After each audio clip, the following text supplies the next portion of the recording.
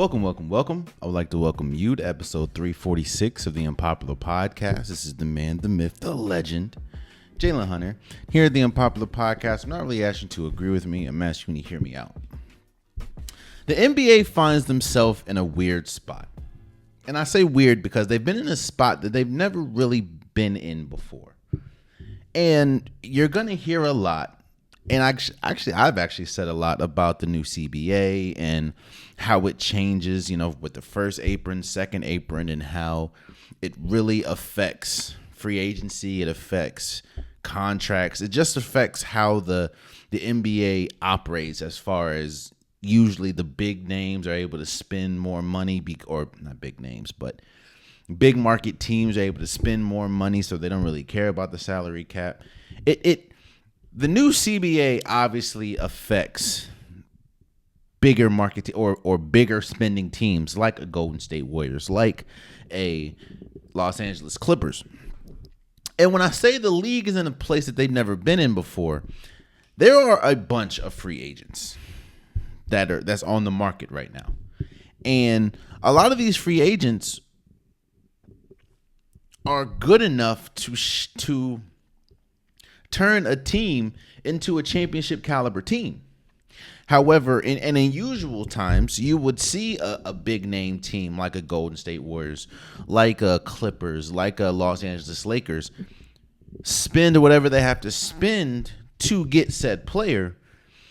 But the problem is that now has such drastic ramifications on your future and honestly your present that it would be almost malpractice to do that. And what I'm going to do is I'm going to talk about there's a bunch of free agents on the market, a bunch of them. And I'm not going to talk about every single one of them. We would be here for hours and hours. Shouts out to Money Long. What I'm going to do is I'm going to talk about probably a 10 free agents. And I'm going to talk about where the best fit for them would be, and I guess just talk about them, and talk about where they are in their career. And let's start. Let's start with obviously the biggest name, in my opinion, on the free agent market right now, and that's Kyrie Irving. Kyrie Irving, who let's not dance around the fact that Kyrie Irving has had a bumpy career not because of how talented he is on the court, but because of a lot of things off the court, whether it's his viewpoints on the vaccine or some of the things that, of course, he has put out on his social medias. He has had, and not only that, the fact of every situation he's been in outside of Cleveland alongside LeBron James hasn't turned out the way that you thought it would turn out. But let's not get it confused, man, and let's just keep it straight to basketball, or let's keep it solely on basketball when we talk about Kyrie Irving. Kyrie Irving is still a top tier point guard in this league. He's still a top tier player. He is one of the most gifted athletes we've ever seen. He's one of the most gifted basketball players we've ever seen. One of the most skilled basketball players you've ever seen. And let's not get it confused, man. Kyrie Irving is one of the biggest names being affected right now by the whole new CBA, because trust me, I understand that you can say, all the baggage that he comes with, but Kyrie Irving is still talented enough that nobody really cares about the baggage that much. I mean, hell, you saw the Dallas Mavericks took or traded for him after everything that went on in Brooklyn. And that to me, it's gonna sound bad because it sounds bad, but it's not. It's just the honest to God truth. If Kyrie Irving wants to make as much money as possible, and Kyrie Irving wants to help a team win it, or a team that would benefit from his services the most, is the Dallas Mavericks. There's really only one place. Now, yes, I can see Kyrie Irving on the LA Lakers. However, that means you would have to gut a lot of the team. You would lose Rui Hachimura. You would lose Austin Reeves. You would definitely lose. I don't think they're bringing back D'Angelo Russell anyways, but you would lose D'Angelo Russell. So you really wouldn't have a bench. And Dallas really is the only team that I can see give Kyrie the most money, and they need him. Let's just keep it a beat. They need Kyrie Irving. After giving up what they gave up in the Kyrie trade, they need him. And especially seeing how Jalen Brunson is thriving in New York, you need a solid number two to pair with Luka Doncic. Now, no, even after seeing them last year, I don't think that Kyrie and Luka really fit. But Dallas needs Kyrie as much as Kyrie needs Dallas right now. And if you think Kyrie Irving doesn't need Dallas, you would be sorely mistaken. Because, again, there's a reason why you're not hearing really any teams outside of the Dallas Mavericks showing much interest in Kyrie right now. I said this a while back. I said this a couple episodes ago, that Kyrie Irving is in a fragile point of his career. And people obviously disagreed with me, but you're kind of seeing the manifestations of that now. Now, yes, I also understand that the new CBA has stuff to do with it, and just teams and salary caps and stuff. But trust and believe, Kyrie Irving is a top-tier talent. And there's a reason why all we're hearing at this point is one team looking or wanting Kyrie, and that's Dallas. And I think that's where he's going to stay. Again, I don't think the fit with him and Luka really matches. I think that you're two ball-dominant players. But not to mention two ball-dominant players that don't play much defense, if any. But let's not get it confused here. Kyrie is still Kyrie, and Kyrie can still give you 40 on any given night. So I think Kyrie is probably one of the biggest names that's affected by the new CBA. And I think it definitely has a effect on where he goes. And I think really the only place for Kyrie is Dallas. Another player that is I'm not going to say affected by the CBA as much, but another player that can drastically shape the championship landscape at this moment, in my opinion, is James Harden.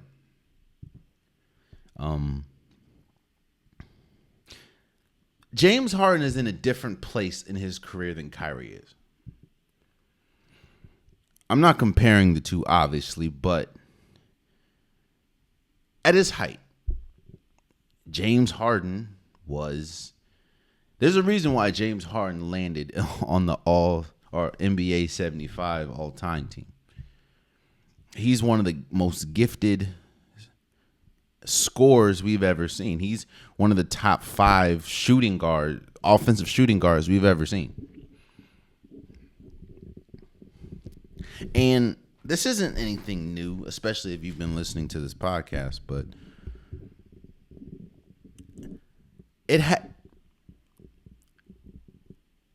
James Harden has not kept his body the most prepared to play.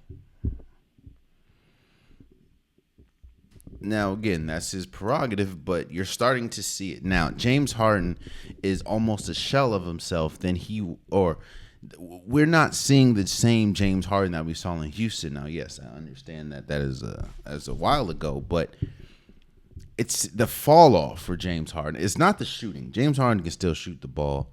James Harden is still an all-star caliber player, I believe.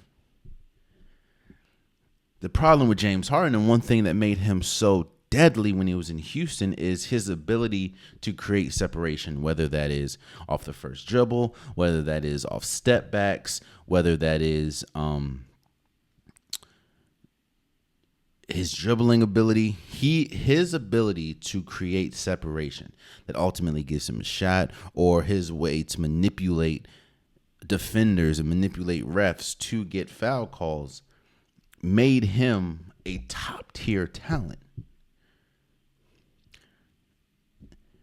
And I like to think because of the fact of he hasn't really kept his body as NBA ready as other people have. You've seen a mean decline in his athleticism. Now, don't get me wrong. He wasn't the most athletic. He just knew how to manipulate, and he understood how to create separation, which is a skill.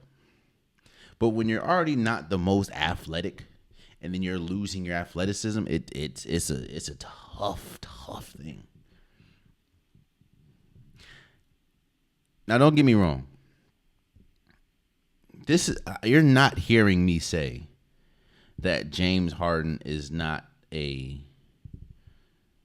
still not a top tier player in the league. The reason why I'm talking about James Harden second in the show is because he's still a top tier player. No, he's not the James Harden from Houston, but I do think that he still has greatness left in him. And I think the reason why I'm really talking about James Harden is because of him and him.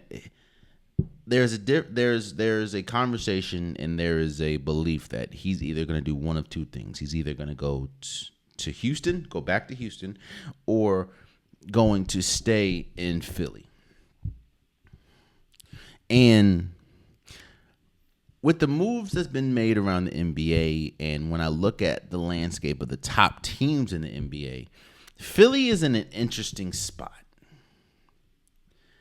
You see, Philadelphia, they have the reigning MVP in Joel Embiid. You have a young, up-and-coming star in Tyrese Maxey. And you have a top-tier talent as well in James Harden. Now, of course, we know that James Harden's shortcomings pretty much comes in the playoffs, which has really hindered him and held him back from, I guess, joining that elite status. But I will say,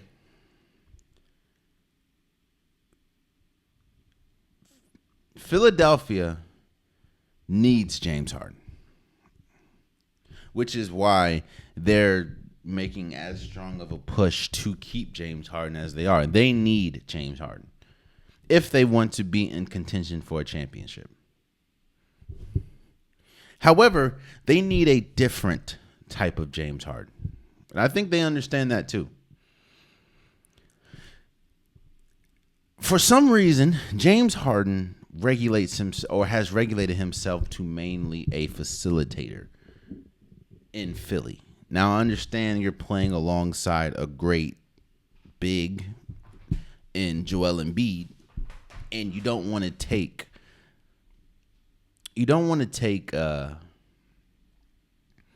shots away from him.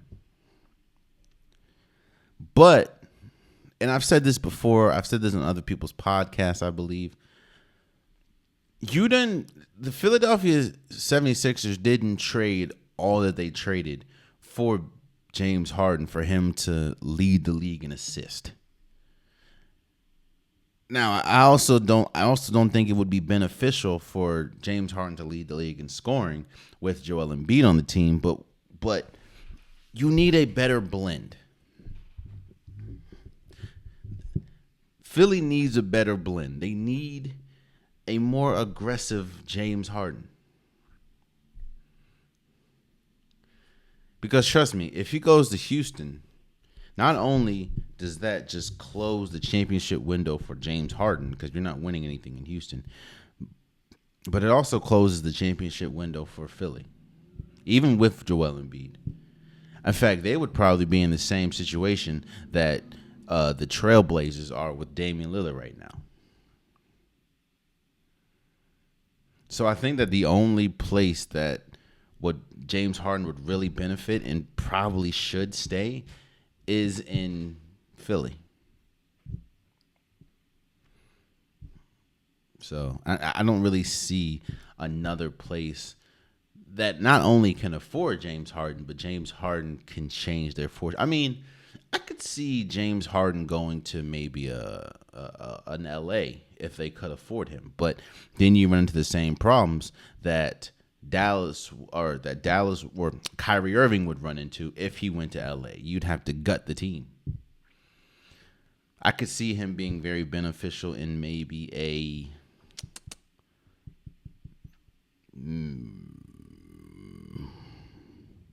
maybe Milwaukee if they lose Chris Middleton, which we'll talk about in a second. But I don't know how that fit with Giannis and the spacing, because Chris Middleton is more of a pull-up or pull-up shot creator. So I think that the only place that would really benefit, or that would benefit the most, not really, but that would benefit the most from James Harden's talents and the James Harden that we know now and today is Philly. Speaking of benefit from their talents, the next person I want to talk about is Draymond Green. And Draymond Green, to me, is the most fascinating free agent remaining. Because I feel like Draymond Green, he is one of those players that when you talk to somebody else, you can tell if they know basketball or if they know really what they're talking about you can tell if somebody really knows basketball in a objective way by how they talk about Draymond Green.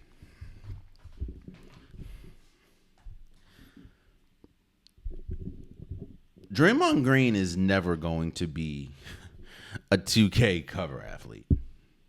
And what I mean is he's never going to be the flashy player. He's always going to be loud, don't get me wrong. But he's never going to be a 28 or 25 point scorer a game. But let's not get it confused. We know how great Steph Curry is. We know how great Klay Thompson is. We understand. We have seen greatness out of the Golden State Warriors for many years now. There's a reason why it's called a dynasty. But the second most important player on that team is Draymond Green, and has been Draymond Green.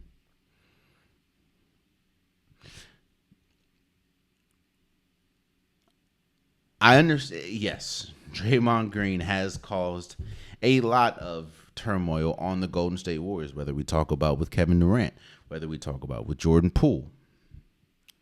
There has been a lot of situations that Draymond Green's fieriness or Draymond Green's aggression has cost Golden State.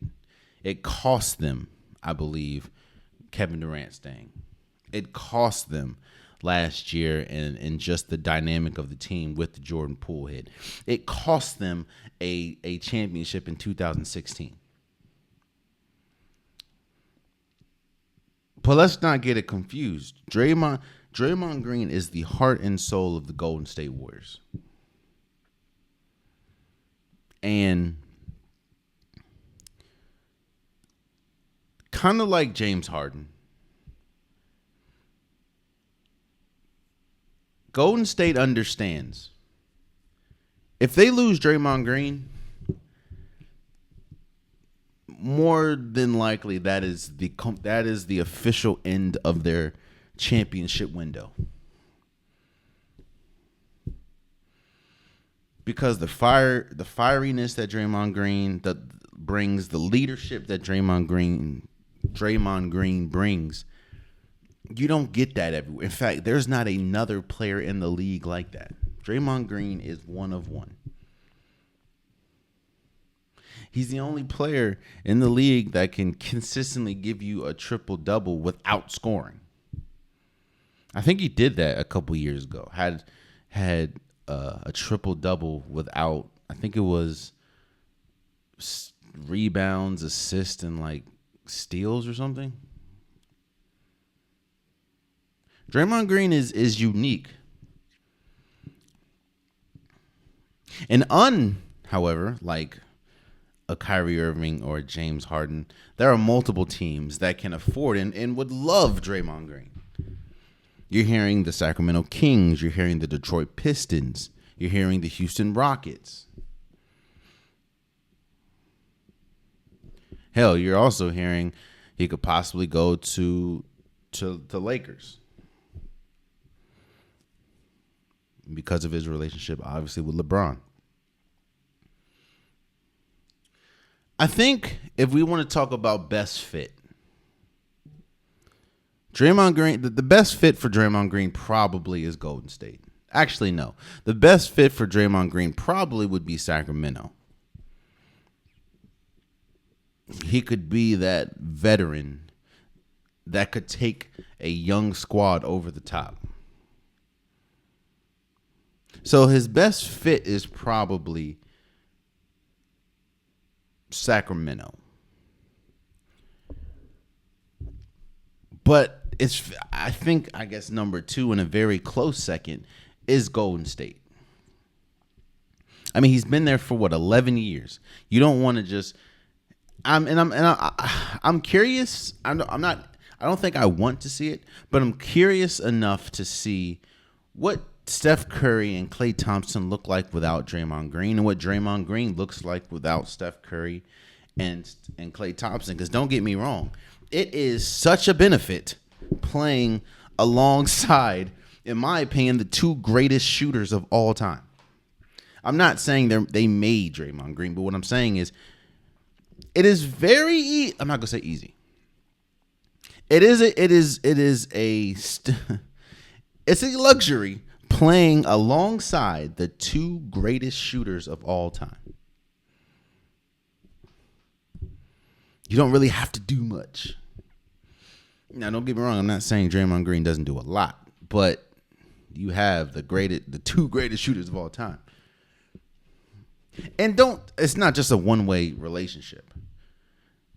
Steph Curry and Klay Thompson benefit mightily playing alongside a player like Draymond Green, who's not a selfish player, who's not a player that really seeks his own offense, who's not a player that, Draymond Green is one of the smartest players in NBA history. He's one of the best defenders of our generation.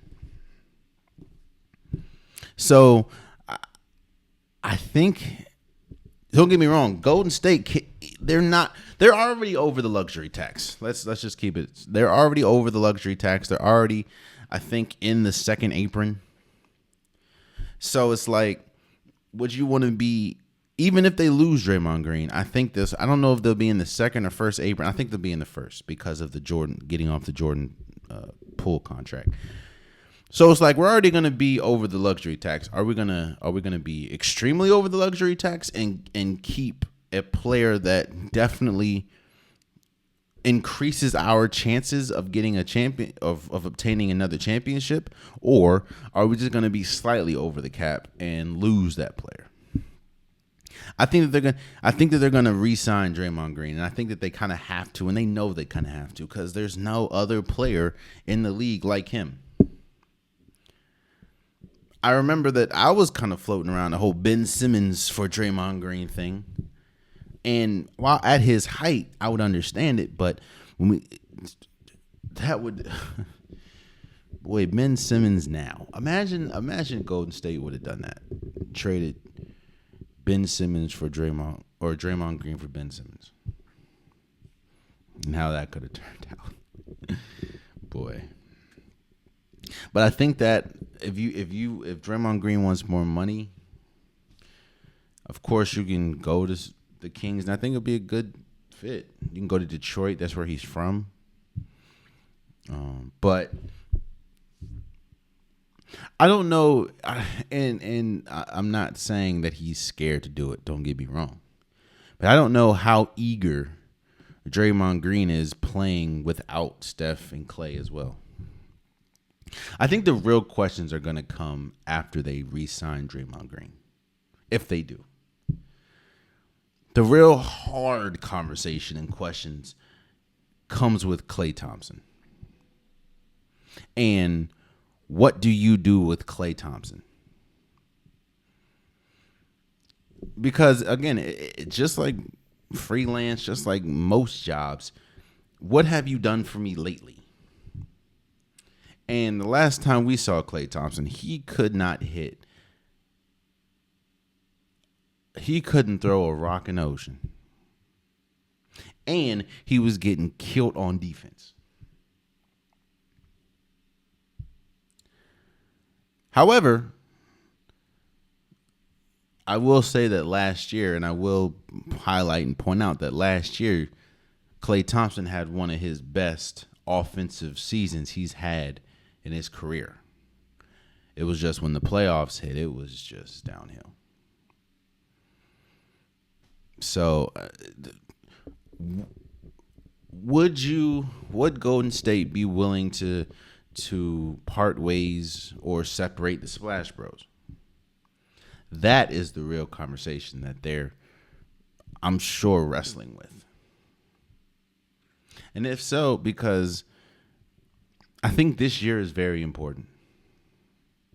I told you, this is the most important offseason in Golden State Warriors history. We've already seen big moves happening. I mean, they already traded Jordan Poole, who was supposed to be their future, for Chris Paul. I don't believe that they're done making trades. And I honestly don't. I think Chris Paul could work. He would just have to do some changing. And like I said about Russell Westbrook, and like I said about multiple players that's been in the league for 10 plus, 8 plus, multiple years, it's very hard to change something when you've been that way your entire career. So I don't know how this is going to work. And now I understand that they're saying that, Chris Paul is definitely going to be there. So I don't know. But they need to keep Draymond Green. And the real conversation will probably be this season and next season, what they're going to do with Klay. Hell, maybe this season they could try to trade Klay now. I don't know. If they want to. But I think Draymond Green understands that his best fit is probably Golden State or Sacramento, and I think that he's probably gonna. When you look at the situation, in my opinion, from him, do you want to go to a place that you've been familiar with for 11 years and still has Steph Curry playing at a top tier level, still has Klay Thompson, still has Andrew Wiggins, still has Steve Kerr coaching? Or do you want to go to a new situation, a situation where you obviously don't have the same amount of shooting, but you have now you have more of a, lack of a better term, leadership role. So I think that'll be interesting. One name that doesn't get talked about much, but has a drastic, and I mean drastic, impact on next year's championship is Chris Middleton. I understand Chris Middleton isn't an A. I understand that Chris Middleton isn't a franchise building. Like he can't, if he's your best player on a franchise, kind of like Bradley Beal. If he's your best player, your franchise probably is not a championship team. But Chris Middleton as a 2, Chris Middleton as a 3, you probably have a championship caliber team. Now, Chris Middleton is an unrestricted free agent. The Milwaukee Bucks have his bird right, so they can pretty much match whatever. But kind of like Draymond Green, I think Milwaukee understands that they need Chris Middleton. Giannis is still Giannis. Giannis is still arguably one of the best players, if not the best player in the league. But Giannis has limitations. Giannis is not the best shooter at all. Giannis isn't the best shot creator. Giannis is a freight train. You don't see freight trains doing a lot of of left and right turns. That's no shot to Giannis. That's just obvious. I mean, if you watch, his game is brute force.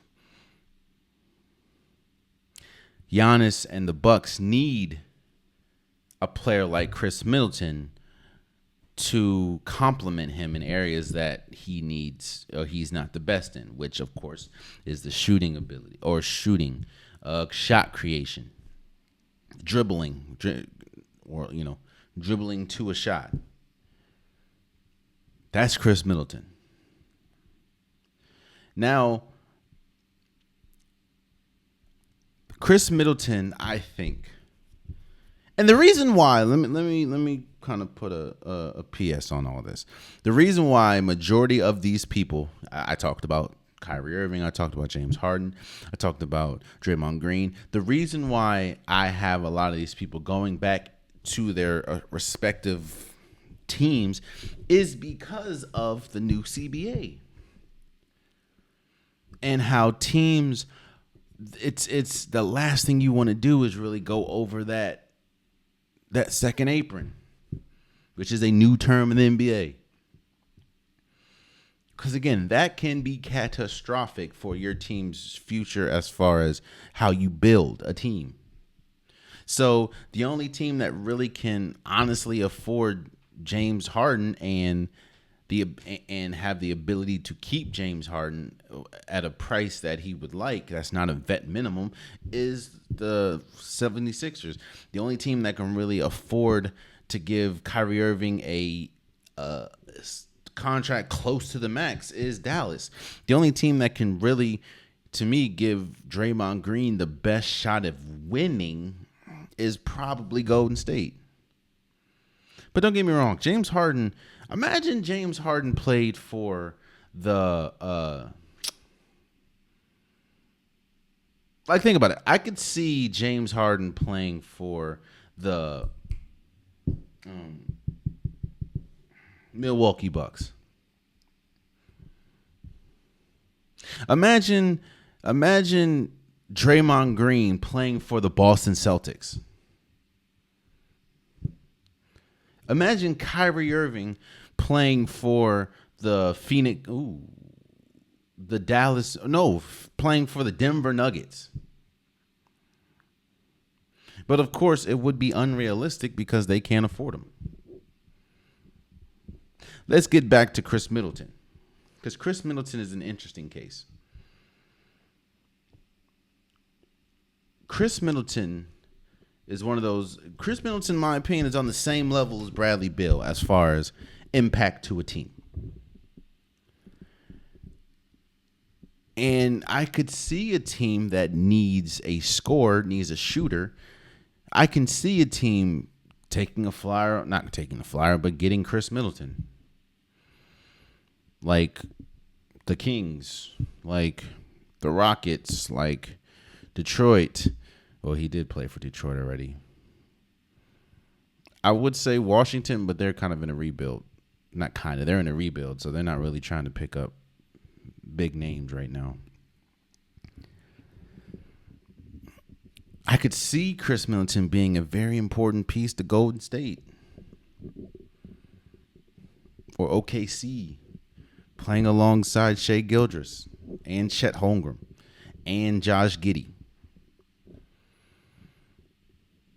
But I think his best best landing spot would probably be Milwaukee because of how important he is to that team's success and how important he is to being the complement of, or let me say this, or how important he is to Giannis. Now, I will say this. If there was a trade to happen, right, and you traded Chris Middleton for Bradley Beal, that'd be different, much different. But it didn't happen. So I think that Chris Middleton's best option is probably, and probably will happen, is he stays with Milwaukee. Now, staying with Milwaukee, though, their most important piece this offseason is trying to obtain or trying to keep Brook Lopez. Brook Lopez, in my opinion, is the main key this free agency to them being a championship team or not. Brook Lopez, I think, understands that as well. But this is probably the first name. In fact, this is the first name that I've said in this episode that I believe is not going to be in the team that he was, or with the team that he was last year. I think you have to ask yourself. Brook Lopez has to ask himself a few things. What does he value? If he values championships, I think there's two places that will benefit Brook Lopez greatly, and that is, of course, Milwaukee and Golden State. Imagine Golden State having Brook Lopez, especially when you have to go against a Giannis, when you have to go against a Joel Embiid, they just got killed by Anthony Davis. Imagine you have Kevon Looney coming off the bench, or if Kevon Looney has to go, imagine your starting five be Steph Curry, Klay Thompson, Andrew Wiggins, Draymond Green, and Brook Lopez. And on your bench, you have, I don't know, let's say Chris Paul, Jonathan Kuminga, Moses Moody, what's his name? Kevon Looney. I think, now, of course, there'll have to be some, you won't be able to afford him at a max contract, obviously. And Golden State probably can't offer him much money, but what they can offer him is you have a legit shot to win a championship. Same thing with Milwaukee. You have, I think that the Milwaukee the Milwaukee ceiling has kind of been hit. I think this is probably the last year of Milwaukee's run. Now, I don't think this is last year of Giannis being Giannis, but if you don't win it this year, or at least make it to the championship this year with Giannis, with Drew Holiday, if they are able to keep Chris Middleton with Chris Middleton, if they keep Brook Lopez with Brook Lopez, if they don't make it to the finals this year, I think that they've hit their cap and there will be some major changes happening.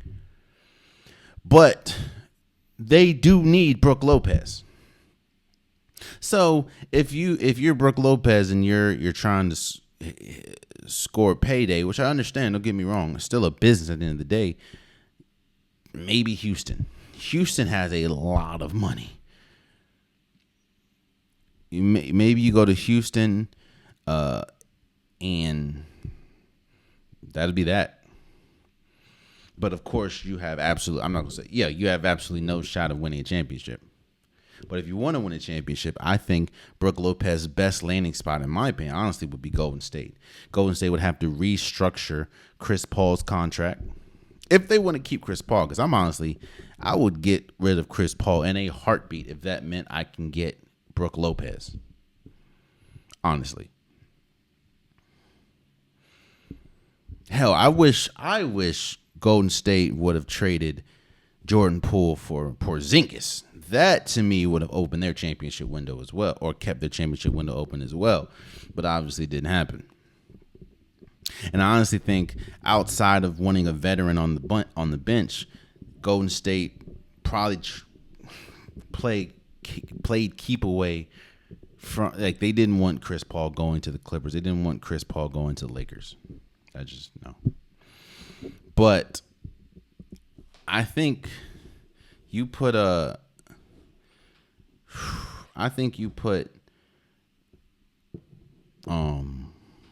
Brooke Lopez on the Wizards. I'm not Wizards. On the Warriors. That's a champion. That is a championship opening player right there. Championship window that is open. And I honestly think, I don't know how it's going to happen, but I think Brooke Lopez either going to go to Golden State or Milwaukee. That's what I think. So, another player that I think is for sure gone, is Fred VanVleet. Fred VanVleet, I think his time in Toronto is up, and you're hearing it. Like it's not. It just doesn't seem like he wants to be there anymore. I think Toronto wants to keep him, but I just think Fred VanVleet, no. And with me talking about Fred VanVleet, I'm also going to talk about another player because I think that their destinations could be the same. And I don't mean like they're both going to go to the place, but talking about Fred VanVleet, I also have to talk about Russell Westbrook. And Russell Westbrook, who finished last season on the Clippers and obviously is an unrestricted free agent, the Clippers don't seem like they want to keep Russell Westbrook, or let me say it, they don't seem like they have been trying to keep Russell Westbrook, seeing as though you've heard them making a strong push to get Chris Paul before he got traded to Golden State. And I think that Russell Westbrook, because the Clippers weren't really able to get Chris Paul, I think more than likely Russell Westbrook will be back with the Clippers. But the reason why I'm talking about Russell Westbrook and Fred VanVleet, because I feel that if the Miami Heat land one of them, it's a successful offseason. I think the Miami Heat is trying their best to trade Kyle Lowry, and if that doesn't work, they're probably going to waive him. So, and as we saw last year, they struggled mightily at the point guard position. Yes, Gabe Vincent was really good in the playoffs, but that's, as we saw, once his shot or once, the role player's shot stopped hitting and Jimmy Butler's Jimmy Butler's shot stopped hitting, it was a wrap. And I think Fred VanVleet, man, you had Fred VanVleet, who did, don't get me wrong, Fred VanVleet had a tough offensive year, but we know how good Fred VanVleet can be offensively. We know how good offensively, outside of shooting, but we know how good offensively Russell Westbrook can be. I mean, again, multiple years he averaged triple-double. And I think that when Jimmy Butler doesn't have it going, when Bam Adebayo doesn't have it going, you can have a Fred VanVleet, you can have a Russell Westbrook. I think because of his shooting ability, I'll probably go with Fred VanVleet over Russell Westbrook. But if the Heat land either one of those, that could turn their fortune, especially in the East. That's wide open right now. I mean, outside of Boston and Milwaukee, Philly has question marks with James Harden. I think that the Miami Heat are if they get a point guard of the caliber of a Fred VanVleet or the caliber of a Russell Westbrook, that definitely changes the because I don't think that, I'm not talking about Dame. Look, I'm not talking about Damian Lillard until a decision is made or until the season starts. But it's looking like the Heat aren't going to get Dame, at least this offseason. So why not take a flyer on Fred VanVleet or Russell Westbrook? Now, it looks like reports are saying, I think Howard Beck is saying that Russell Westbrook is likely to return to go the Clippers. So if you're Fred VanVleet, but also I'm hearing that Fred VanVleet more than likely is going to end up with, or is a strong candidate to land or to end up in Houston. But if you want a chance to win a championship, I think your best bet is to go to Miami. Now, there are other names that you could talk about that definitely has a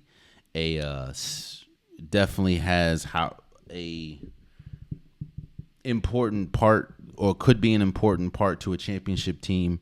That, like Nikola Vucevic, I think he's probably going to stay with Chicago, but Vucevic is a big man, a big offensive big man, and that could, like, imagine Vucevic on Milwaukee would be crazy. You could talk about Christian Wood. I think Christian Wood is a name that you definitely have to look for as far as where he lands. He was in Dallas. I don't think he's going back to Dallas. And while no, he's not a defender in any way, shape, or form, he is a offensive big that can give you buckets in a flurry. I'm very interested to see what Kyle Kuzma does. I understand that he could go back to Washington, but I don't think that Kyle Kuzma is going back to Washington. Look, I understand he's going to want a payday, but if you want a chance to win a championship, I would look at Kyle Kuzma would be a perfect fit for the Golden State Warriors. As far as offense at the forward position, maybe coming off the bench, maybe not. I don't know. Actually, would you really want to come off the bench if you're him? If he gives me a championship, let's get it. But one thing that what we saw out of Golden State is they struggled with size and athleticism. You get size and you pretty much get athleticism. Well, you get athleticism and shooting from Kyle Kuzma. So, the last name I want to talk about.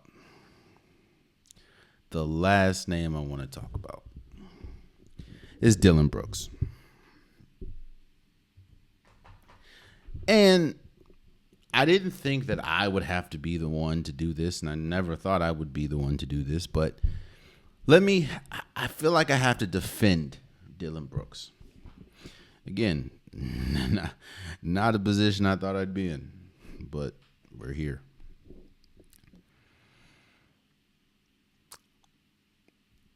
Let me first start by saying Dillon Brooks got a bad rap. Or the way Dillon Brooks' exit happened in Memphis put a bad title on his name. Maybe an unwarranted title. Don't get me wrong. Dillon Brooks is not Ja Morant. Dillon Brooks is not Steph Curry. Dillon Brooks ain't dropping 30. He's not averaging 30 points a game. He's not averaging 29 points a game. He's not your typical player. He's not the typical player you can't build a team around Dillon Brooks. Your team would be god awful.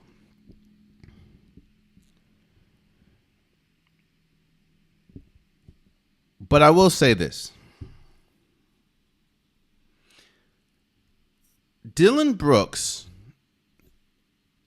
is a perfect 3-and-D guy.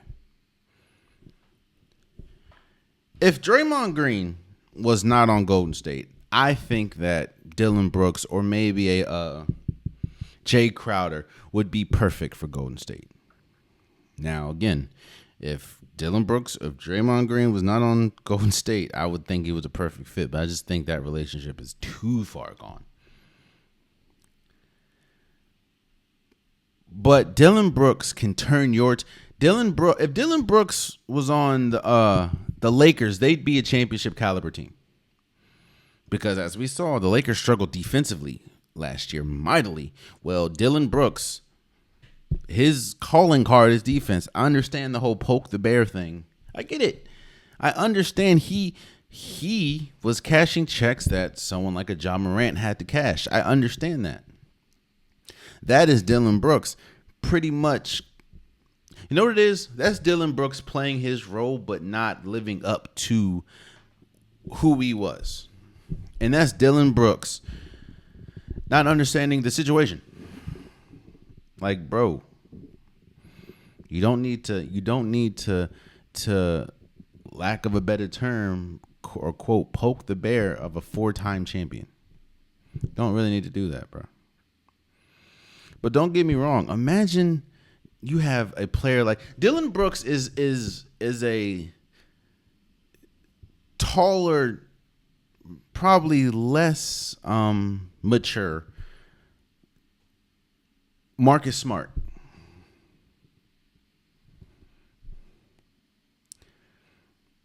And I think Dylan Brooks can change. Now, it looks like from what reports are saying that he may go to Houston.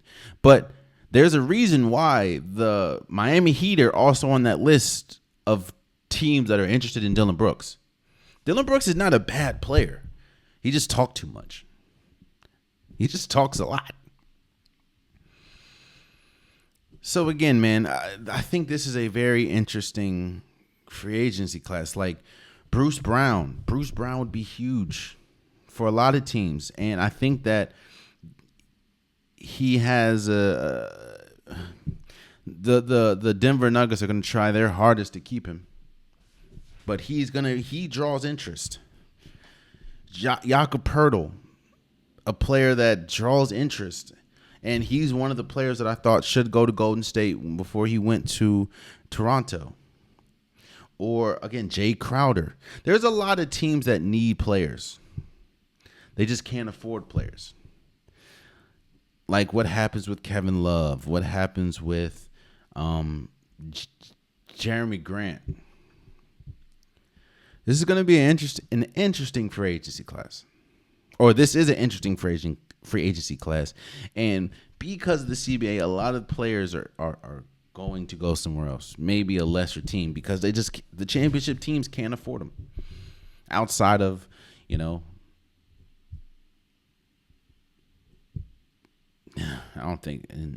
outside of maybe Milwaukee and Boston. So I'm interested to see. Let's move forward. And I also, I want to shout out LSU. LSU been killing it the last few years. Since 2019? LSU has been at the top of the sports world, man. I mean, LSU, I think it was 2019. Joe Burrow and the LSU Tigers won the national championship and had the greatest statistical offense ever. LSU women's, of course, Angel Reese and Alexis Morris and Flo. They just won the national championship in basketball, destroying Iowa and Caitlin Clark. Hell, even the football last year, even though they didn't win the national championship, they did make it a team with Brian Kelly. Made it to the SEC championship. I didn't think that was going to happen, but hell, even their gymnastics team is going crazy. I think they have like the number 1 ranked gymnastics team in the United States. But this congratulations is, of course, to their men's baseball team for winning the World Series over Florida. And I didn't know this, obviously, but apparently the SEC has been dominating college baseball. I think they said 4 of the last 5 winners of the World Series has been a SEC team. Or I think they said like 4 of the last 5 World Series an SEC team has been in it.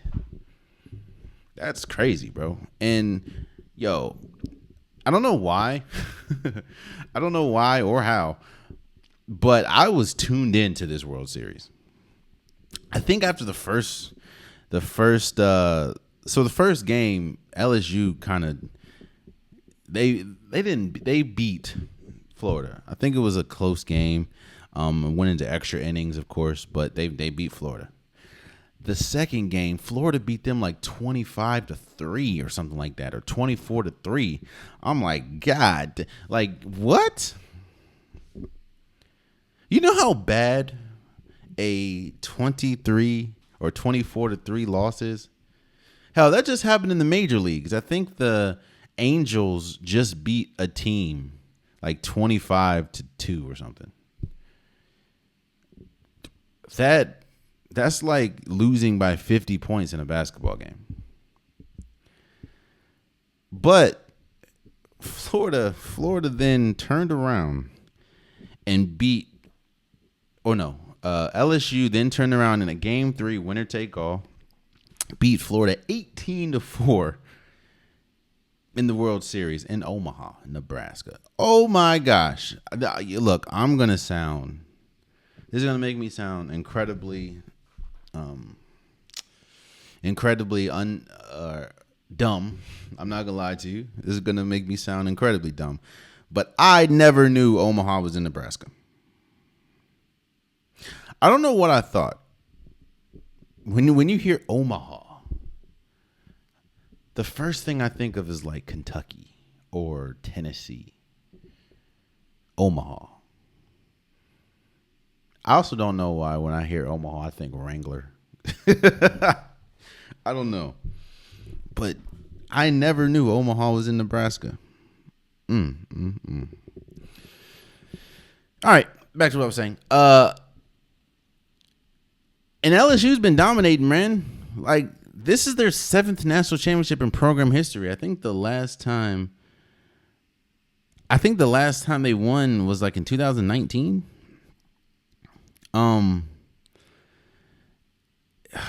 apparently LSU has a bunch of players that probably aren't going to be there next year and probably going to make their way to the big leagues.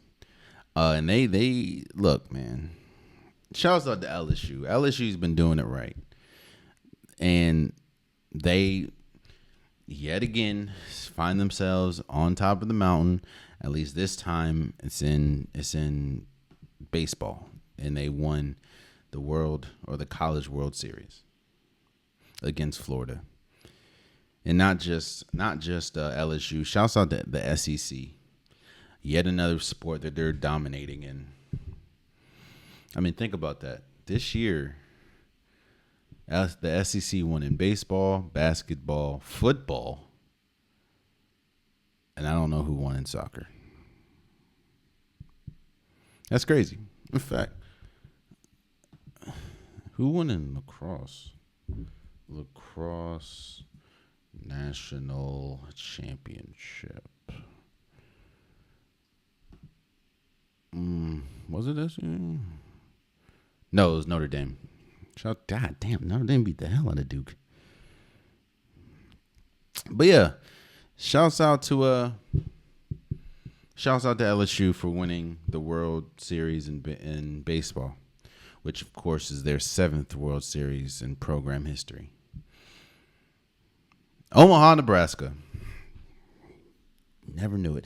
Damn, that's despite they gave up. I didn't realize that was a men's college World Series record, 24 runs that Florida had in Game 2.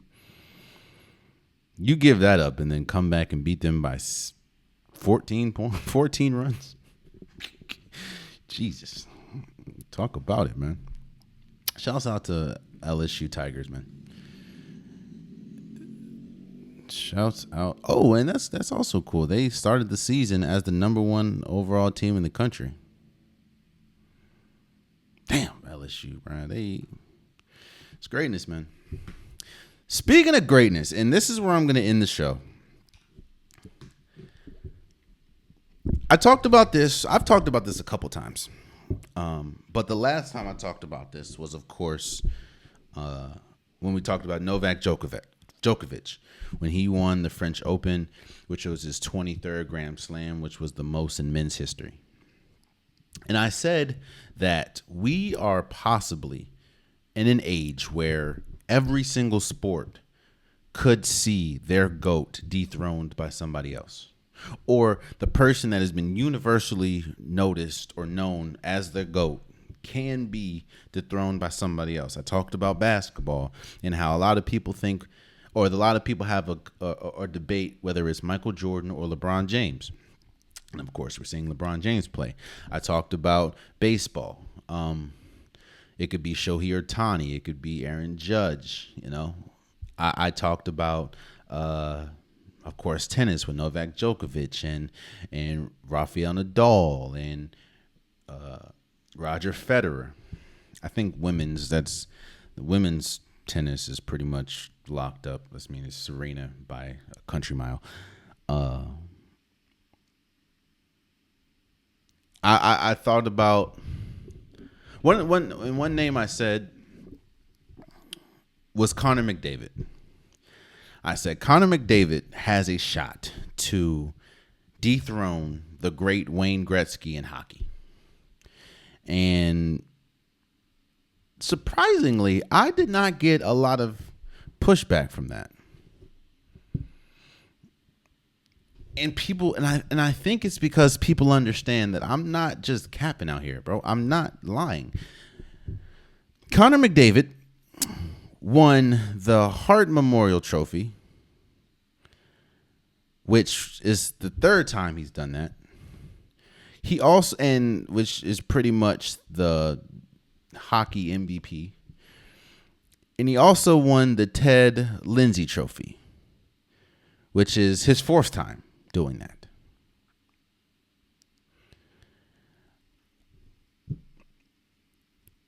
There's not much you can say negative about Connor McDavid's game. You know how they say the thing that goes around social media a lot is if you want to build a perfect athlete for whatever sport, who would be the prototype? Like if you wanted to build a perfect basketball player, who would you start with? More than likely, you start with LeBron James and then just get other attributes from other players.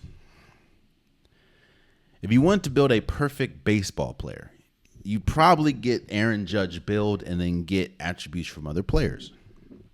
If you wanted to build a perfect hockey player, you would get Connor McDavid's build. But the thing is, you probably wouldn't. You probably wouldn't get too many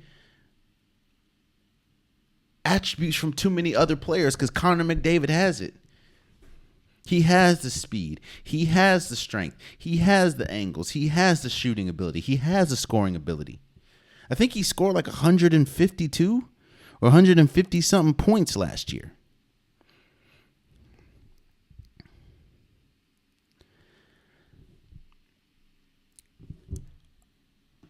Look, man, I'm not trying to disrespect the greats. Like I'm not trying to disrespect Michael Jordan. I'm not trying to disrespect people like Hank Aaron or Babe Ruth, or I'm not trying to disrespect the great Wayne Gretzky. But what I'm saying is we have to understand what we're looking at. And to win the Hart Memorial Trophy, which again is pretty much the MVP for hockey, Connor McDavid has won that 3 times already. And it really wasn't even a question of who would win it this year. Connor McDavid, without doubt, is one of the best players in the world. And when it's all said and done, I will not be shocked if we look up and say, well, yes, Wayne Gretzky was great. Connor McDavid is probably the best player of all time. The only thing that's probably holding him back is his lack of winning as far as like a Stanley Cup.